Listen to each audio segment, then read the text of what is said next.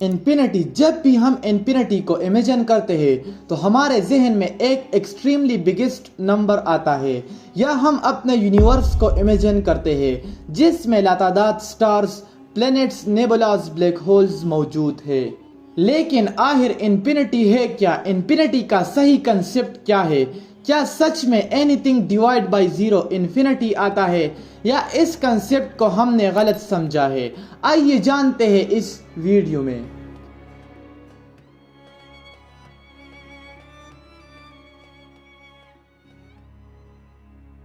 सबसे पहले इन्फिनिटी को कंसेप्ट कंसिडर करना बेहतर है बजाय इससे कि हम इसको नंबर से रिलेट करें, क्योंकि इन्फिनिटी एक आइडिया को रिप्रेजेंट करता है जिसकी कोई लिमिट नहीं। फॉर एग्जाम्पल, एक बिल्डिंग है जिसका साइज x है और दूसरा एक बिल्डिंग है जिसका साइज इनफाइनाइट है। तो अब अगर मैं आपसे पूछूं कि इस नंबर 1 बिल्डिंग का साइज कितना है, तो आप मुझे उसका साइज मीटर्स या किलोमीटर्स में बताओगे। फॉर एग्जाम्पल, इसका साइज 800 मीटर है। अब अगर मैं आपसे पूछूं कि इस दूसरे बिल्डिंग का साइज कितना है, तो आप उसके साथ यूनिट्स यूज नहीं कर सकते कि इसका साइज इनफाइनाइट मीटर है या इनफाइनाइट किलोमीटर है, क्योंकि यूनिट्स हम सिर्फ नंबर के साथ लगाते हैं। और यहाँ पर इस दूसरे बिल्डिंग का साइज इन्फिनिटी को अप्रोच कर चुका है, तो आप इसके साथ यूनिट यूज नहीं कर सकते, क्योंकि अगर हम इसके साथ यूनिट्स लगाते हैं तो उसका कोई कंसेप्ट बनता ही नहीं। इसलिए इन्फिनिटी एक कंसेप्ट है, एक आइडिया है, ना कि ये एक रियल नंबर है। और इन्फिनिटी एक ऐसा कंसेप्ट है जिसका स्टार्ट तो हमें मालूम है, लेकिन इसका एंड हमें नहीं मालूम। और दोस्तों, एक इंटरेस्टिंग बात यह है कि ये एक ऐसा कंसेप्ट है कि ये कभी ना कभी हमें भी धोखा दे जाती है। जैसे कि आप इस बॉक्स में देख सकते हैं। तो अब अगर मैं आपसे पूछूं कि इस बॉक्स में कितने लाइट्स की इमेजेस मौजूद है, तो आप यकीनन कहोगे कि ये तो इनफाइनाइट है। मगर दोस्तों, इसमें सिर्फ एक लाइट की इमेज मौजूद है, तो फिर ये हमें ऐसा क्यों नजर आ रहा है कि ये इनफाइनाइट इमेजेस है? दरअसल इस लाइट्स को दो ऐसे मिरर्स के बीच में रखा गया है जो एक दूसरे के पैरेलल्स है, और ये लाइट्स दोनों मिरर से इनफाइनाइट टाइम्स टकरा रही है और हमें इनफाइनाइट तस्वीरें दिख रही है। इस नंबर को आप इस फार्मूले से भी प्रूव कर सकते हैं। Number of images is equal to 360 divided by theta minus 1, whereas theta is the angle between two mirrors। तो यहाँ पर दोनों मिरर्स एक दूसरे के पैरेलल है, और जब मिरर्स एक दूसरे के पैरेलल होते हैं तो उस केस में थीटा 0 होता है। तो जब हम थीटा इज इक्वल टू 0 इस फार्मूले में पुट करते हैं तो हमारे पास आंसर आता है इन्फिनिटी -1। और हम ये जानते हैं कि हम इन्फिनिटी से कुछ भी माइनस करें या ऐड करें तो उसका आंसर वापस इन्फिनिटी आता है। तो हमारे पास यहाँ आंसर में इन्फिनिटी आया, और इसी वजह से हमें इमेजेस इनफाइनाइट नजर आ रहे थे। तो इस बॉक्स के अंदर सिर्फ एक इमेज था और दो मिरर्स थे, लेकिन ये हमें इनफाइनाइट नजर आ रहे थे। इसी चीज को आई इल्यूजन कहते हैं। अब जैसे कि हमने स्कूल में पढ़ा है कि anything divide by zero is infinity, मगर ये कहना गलत है। फॉर एग्जाम्पल, अगर हम 1 को 0 पे डिवाइड करें तो हमारे पास आंसर कुछ भी आ सकता है, आंसर कुछ भी हो सकता है। जैसे कि 1 डिवाइड बाई 0 केस में आप देखें, जब हम 0 3 टाइम्स कंसिडर करते हैं तो हमारे पास 0 आता है और हमारे पास रिमाइंडर 1 बचता है। जब हम 0 90 टाइम्स कंसिडर करते हैं तो वही हमारे पास 0 सेम आता है और रिमाइंडर 1 आता है। जब हम 0 1000 टाइम्स कंसिडर करते हैं तो हमारे पास 0 आता है और रिमाइंडर 1 आता है। जब हम 0 इन्फिनिटी टाइम्स कंसिडर करते हैं तो हमारे पास वही सेम 0 आता है और रिमाइंडर 1 आता है।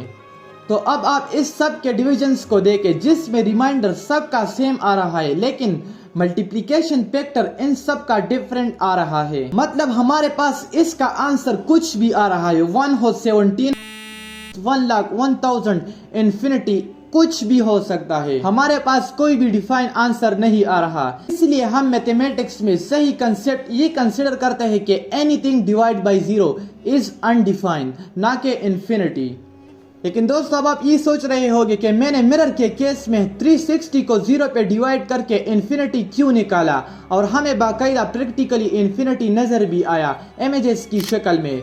तो ऐसा इसलिए दोस्तों कि एनीथिंग डिवाइड बाय जीरो कुछ भी आंसर आ सकता है, इसका कोई डिफाइन आंसर नहीं है, लेकिन इसमें इन्फिनिटी एक कंडीशन भी सेटिस्फाई होता है।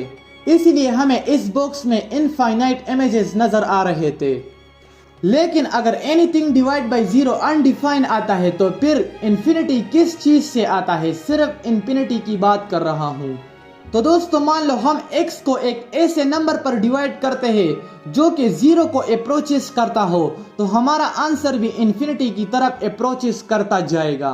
फॉर एग्जाम्पल x को 10 कंसिडर करो और अब 10 को 2 पे डिवाइड करो तो हमारे पास आंसर आता है 5, और अब 10 पर 1 पर डिवाइड करो तो हमारे पास आंसर आता है। फिर 10 को 0.5 पे डिवाइड करो तो हमारे पास आंसर 20 आता है। तो दोस्तों जब भी हम डिनोमिनेटर को 0 की तरफ ले जा रहे हैं तो हमारा आंसर बढ़ता जा रहा है। तो चलिए इस डिनोमिनेटर को बहुत छोटा करते हैं। तो दोस्तों अब 10 को इस छोटे नंबर पर डिवाइड करते हैं तो हमारे पास आंसर देखो कितना बड़ा आ रहा है। तो अब अगर हम इस 10 को ऐसे नंबर पर डिवाइड करें जिसके पॉइंट के बाद इनफाइनाइट 0 आता है और फिर उसके बाद 1 आता है, तो हमारे पास आंसर भी इनफाइनाइट को अप्रोचेस करता जाएगा।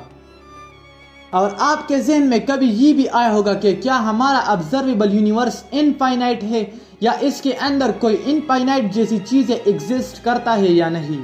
साइज की बात तो हमने नेम से जाहिर कर दी कि ऑब्जर्वेबल मीन वो कायनात जो हम powerful telescope like the Hubble and most advance the James Webb telescope की मदद से देख चुके हैं। तो साइज तो ऑब्जर्वेबल यूनिवर्स का फाइनाइट हो गया, लेकिन क्या इसके अंदर कुछ ऐसी चीजें हैं जो कि इन्फिनिटी को अप्रोचेस करती है? आइए इस चीज को समझते हैं। चलिए अपने ऑब्जर्वेबल यूनिवर्स की सबसे स्मॉलेस्ट पार्टिकल यानी एटम को कंसिडर करते हैं। हमारे ऑब्जर्वेबल यूनिवर्स में 10⁻78 एटम्स मौजूद है। अब अगर हम इससे भी छोटा पार्टिकल कंसिडर करें तो एक एटम्स में 100 सब एटॉमिक पार्टिकल होते हैं। तो अब अगर हम 10⁻78 एटम्स का सब एटॉमिक नंबर्स निकाले तो ये हमारे पास 10⁻80 पार्टिकल्स अप्रोक्सीमेटली आते हैं, जो कि ये नंबर इंतहाई बिगेस्ट है मगर स्टिल ये फाइनाइट नंबर है। तो दोस्तों अब आप इमेजिन कर सकते हैं कि हमारे ऑब्जर्वेबल यूनिवर्स में एटम्स के सब एटॉमिक पार्टिकल्स भी फाइनाइट नंबर में मौजूद है।